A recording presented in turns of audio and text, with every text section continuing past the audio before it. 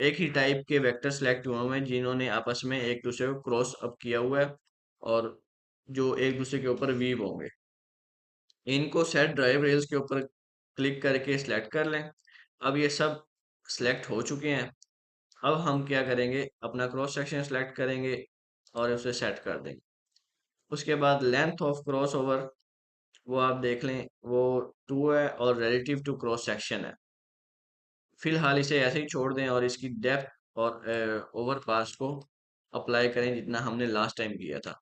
वो हमने 40 रखा था और उसके बाद इसको स्केयर कर देते हैं और अभी हम इसकी रिलेटिविटी को ख़त्म कर देते हैं। तो अब आप देखें, हमारे पास बेहतर रिजल्ट आ गया, बिल्कुल वैसा ही जैसा हम चाह रहे थे। इसके वेक्टर्स हाइड करके एक दफ़ा इसको नज़र मार लेते हैं।